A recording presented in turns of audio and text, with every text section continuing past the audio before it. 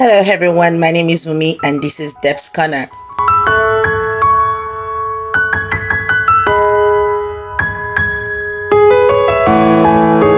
The theme of this podcast is thinking out loud. So recently I've been pondering on different life issues, and top of the list has been on the issue of marriage. I believe we can all agree that there is an attack on this institution by the enemy. I'm sorry if I think, or if you think I'm being spiritual, but this world itself is spiritual, whether you like it or not, or whether you believe it or not. Anyway, it's been 9 years of separation from my ex-husband, and within this 9 years, I have had time to take stock of my life and all that went wrong in my marriage. Not only that, I also observed some of the happenings in some marriages or failed marriages around me, and even in seemingly married couples who we think have it all together, but they are just literally cohabiting. In fact, these days it's beginning to feel like we have more cohabiting couples than happy couples. I mean, a large percentage of couples who have remained married seems to be cohabiting for one reason or the other. Some will tell you it's because of their kids and the fear of what their separation might do to them. Others will simply say it's because of what the society might think of them. I mean, there's some that are as simple as the fear of being alone. Yeah, they're scared of being alone, and that's the reason why they decided to stay in a marriage that does not make them happy anymore. Well, today I'm not here to talk about reasons why some are still married. Rather, I'm using my life and the life of some of the couples around me, to highlight some of the things that I think is responsible for a lot of problems people experience in marriages. So I'll speak on putting in the work in your marriage. That's the title of my of today's podcast. I'll simply be talking about putting in the work in your marriage as a way to sustain your marriage, or to sustain happiness in your marriage. So please hit the subscribe button and like my post. Don't forget to also share this podcast. Someone might find it useful. It's Deb's it's Deb's Corner. Okay, please hit the subscribe button, follow, like, and share. So, as a married woman or as a married man, or simply put, as a couple, you cannot afford to stop putting in all the work in your marriage. I stumbled on a post this morning on YouTube, Ken and Tabata Claytor. They spoke about the Proverbs 31 woman, and I think every couple who aspires to have a successful marriage should listen to that post.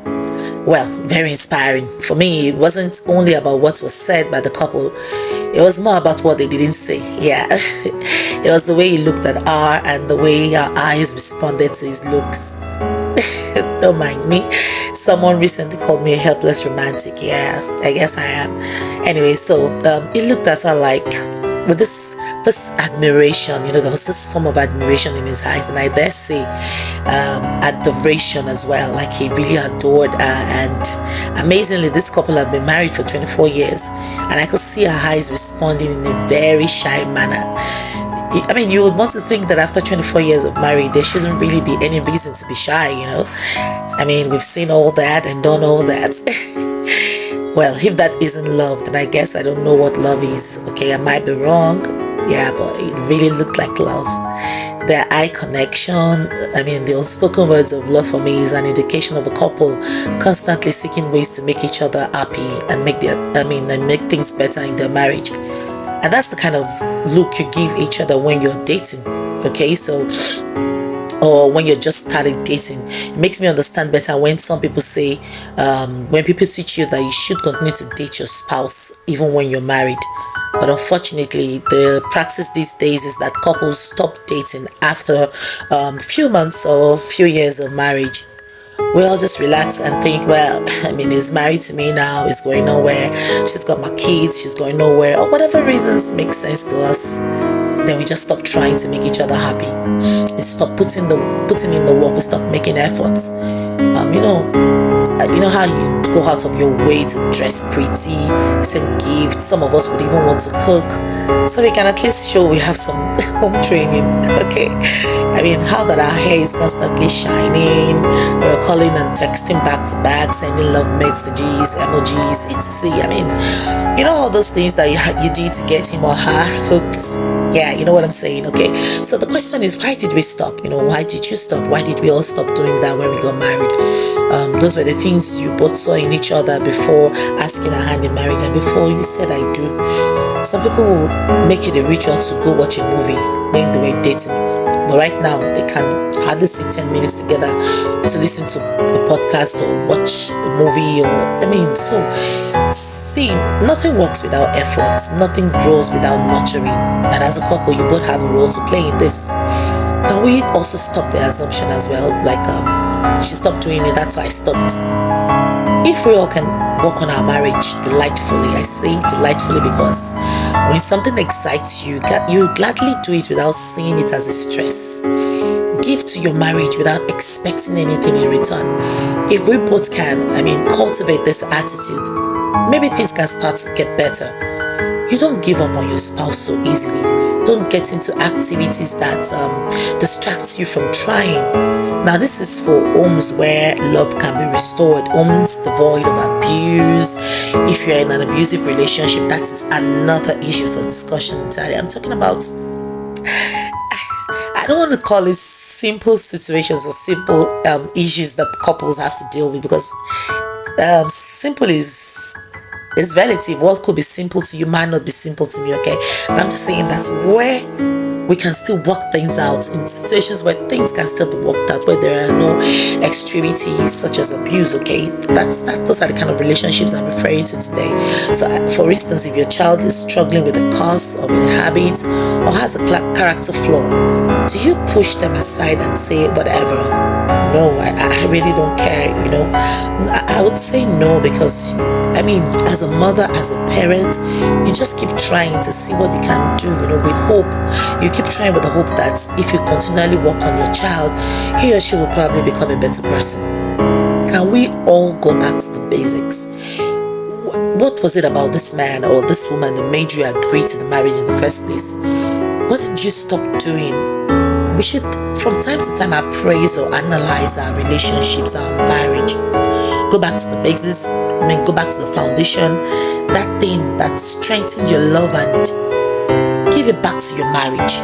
Write them songs, poems, do things with them. Listen to posts on marriage that can help you both grow, okay? Now listen to this. Even as a person, you need to work on yourself. You need to be a better version of yourself. If your spouse constantly complains about a thing, then look at that area of your life and work on it.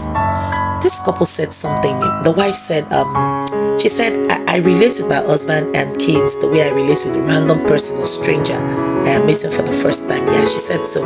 She said, imagine you walk out or you work as a front desk officer and a customer walks in. What do you do? What do you do? You greet them with smiles, and if they have a need, you go all out to help them solve it, isn't it? Yeah.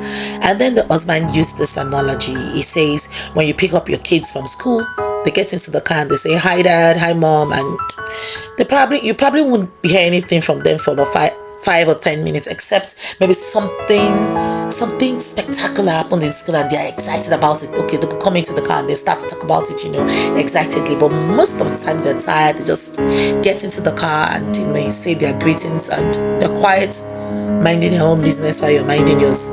But this same child, if he or she sees his or her friend passing by, they'll probably wave at their friend and smile with all of their open teeth, you know, because they need to let their friends know that, yeah, everything's fine, we're all right, we're cool, nothing is wrong, I can make you happy, I'm still your friend, you have to be my friend, you know, we can't stop being friends, you understand? But they think that as their mother, they could just tell me hi and I should be okay with it, because they don't need to impress me. They feel like I'm their mother and I'm going nowhere. Yeah, I think that's the attitude that people begin to put out there when they get into the whole marriage thing and get too comfortable with themselves. So my interpretation to this scenario painted by this couple is that you should never stop trying to make each other happy. Okay, and secondly, you should grow up. Okay, so stop. You can't continue being a child when you're married rather. Personal development is key. So you have to stop acting like a child and grow up, become matured daily. Seek for maturity, for growth while you're in your marriage. I've had a lot to do, a lot of growing up to do myself. I would say to people that as much as I can say a million things that I think my spouse or my ex rather did wrong, I also had my own share of the blame. So constantly I look at those areas where I am flawed and see what I can do to be better. Okay, I also think we need more some level of maturity before getting into marriage. Yes, we will eventually learn and grow some more along the way, but some level of maturity is required. Anyway, I'm not an authority when it comes to marriage. I have only spoken based on happenings around me. So you could please share your thoughts with me if you have differing views or you have suggestions, perhaps addition. But most importantly, this is my message to couples today, also those who are in relationships today. You need to put in the work. You cannot have a successful marriage, you cannot have a happy marriage if you do not work hard at it. Okay? If you don't nurture a thing, it won't grow. If you have a plant and you don't feed it regularly, if you have a child, you don't feed your child regularly, it won't grow. Just like your spirit man. If you don't feed your spirit man regularly, it will remain stagnant. If you don't, for instance, even in knowledge area, if you don't add more to your knowledge, if you don't read, you don't study, you don't do anything to develop or to learn more, you won't grow. That's the same thing when it comes to marriage. It's applicable to marriage as well. You need to put in the work daily, constantly be on your toes.